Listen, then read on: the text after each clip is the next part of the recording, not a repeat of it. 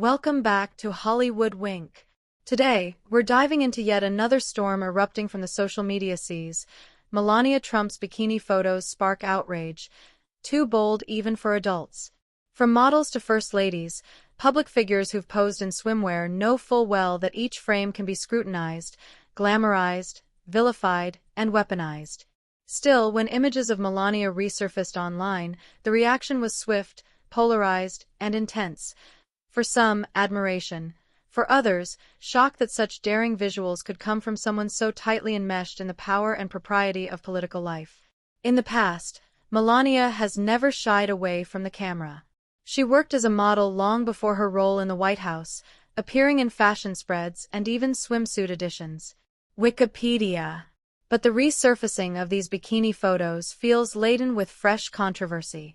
Critics argue that a former First Lady, or any public figure connected to high office, bears a different standard, especially when bold images emerge in an era hyperactive about modesty, reputation, and gendered expectations. Some found the photos too bold, not just for public eyes, but, in their view, too bold even for consenting adults to digest without judgment.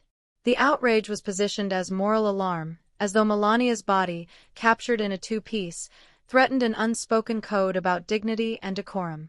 Yet, supporters of artistic freedom and feminist expression pushed back hard. They framed the backlash as a kind of digital shaming, objectification dressed up in moral outrage. They asked, why should the same body be praised when published decades ago and condemned when resurfaced now? And to judge a woman's character based on earlier modeling work, they argued, smacks of hypocrisy and erases nuance. Indeed, the debate quickly tangled in issues of personal autonomy, public persona, and consent. To intensify the controversy, reports have also circulated about private requests gone public. Former President Donald Trump is said to have once asked Melania to walk around Mar-a-Lago in a bikini so guests could see what they were missing, a demand she reportedly declined unless he would equally don swimwear. Daily Express US.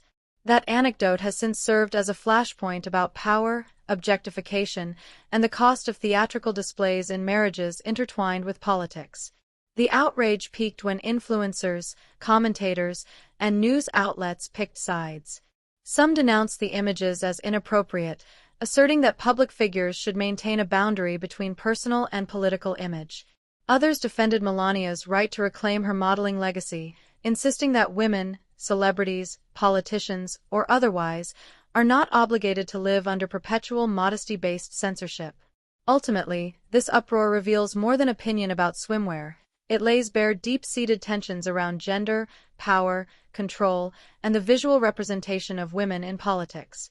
Are bold images of a former First Lady an act of self-expression or a breach of decorum?